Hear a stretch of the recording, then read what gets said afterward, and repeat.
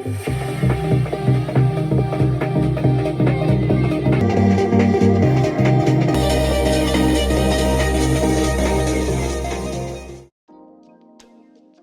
Guys, welcome to Nikki സർഫിൻ്റെ മറ്റൊരു വീഡിയോയിലേക്ക് എല്ലാവർക്കും സ്വാഗതം. നമ്മൾ ഇന്ന് റിവ്യൂ ചെയ്യാൻ പോകുന്നത് JBLൻ്റെ ഫ്ലിപ്പ് എസെൻഷ്യൽ എന്ന് പറയുന്ന അതിമനോഹരമായ ഒരു ബ്ലൂടൂത്ത് സ്പീക്കറാണ്.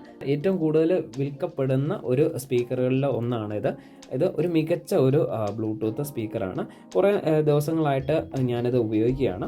അപ്പോൾ നമ്മൾ ഇതിൽ ബോക്സിൽ നോക്കുകയാണെങ്കിൽ ഇങ്ങനൊരു മനോഹരമായ ഒരു ബോക്സിലാണ് ഇത് വരുന്നത്.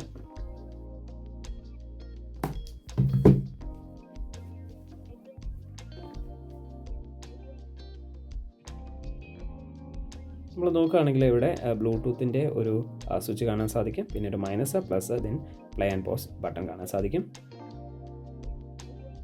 ഇവിടെയാണ് ഇതിൻ്റെ പവർ ഓൺ സ്വിച്ച് കാണാൻ കഴിയും. പിന്നെ ഇത് ബാറ്ററിയുടെ ഇൻഡിക്കേറ്ററാണ്. ഇതൊരു LED ലൈറ്റ് പോലെ കത്തുന്നതായിരിക്കും. ദെൻ ഇവിടെ ഇതിൻ്റെ പോർട്ട് USB-C പോർട്ട് മാത്രമാണ് നൽകിയിരിക്കുന്നത്. ചാർജിങ്ങിന് മാത്രമേ നമുക്ക് ഇത് ഉപയോഗിക്കാൻ കഴിയുള്ളൂ. JBLൻ്റെ തന്നെ ബ്രാൻഡഡ് ആയിട്ടുള്ള ഒരു കേബിളാണ് നമുക്കിവിടെ ലഭിക്കുന്നത്.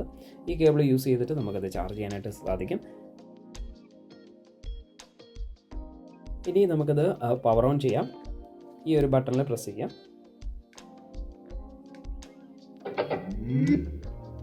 നമുക്കിവിടെ ഇതിൻ്റെ ബാറ്ററി ഇൻഡിക്കേറ്റർ കാണാനായിട്ട് കഴിയും. ഈ ഒരു ബ്ലൂടൂത്ത് സ്പീക്കറിനെ പറ്റി പറയുകയാണെങ്കിൽ ഇതിൻ്റെ വെയിറ്റ് എന്ന് പറയുന്നത് 520 ഗ്രാം മാത്രമാണ്.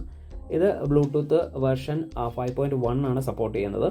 ഇതൊരു 20 വാട്ട് സ്പീക്കറാണ് ഗൈസ്. എന്നാൽ ഇതിൻ്റെ സൗണ്ട് എന്ന് പറഞ്ഞാൽ അത് പറഞ്ഞ് നിങ്ങളത് നേരിട്ട് ഫീൽ ചെയ്താൽ മാത്രമായിരിക്കും നിങ്ങൾക്ക് മനസ്സിലാകുക. പക്ഷേ നമ്മൾ സൗണ്ട് ടെസ്റ്റ് ചെയ്യുന്നുണ്ട്, അതിലൂടെ നിങ്ങൾക്ക് പൂർണ്ണമായിട്ടും മനസ്സിലാക്കാൻ കഴിയില്ല.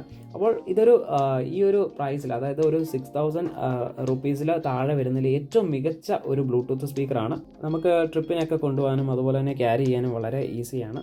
3 മണിക്കൂർ കൊണ്ട് ഇത് ഫുൾ ചാർജ് ആകും. കമ്പനി പറയുന്നത് 10 മണിക്കൂർ പ്ലേ ബാക്ക് ടൈമാണ്. അത്രയൊന്നും നമുക്ക് ലഭിക്കില്ല. ഏകദേശം ഒരു 5 to 6 hours നമുക്ക് കണ്ടിന്യൂസ് പ്ലേ ബാക്ക് ലഭിക്കും. നമുക്കിതിൻ്റെ സൗണ്ട് ഒന്ന് ടെസ്റ്റ് ചെയ്ത് നോക്കാം. ഓൾറെഡി ഞാൻ ഓൺ ആക്കിയിട്ടുണ്ട്.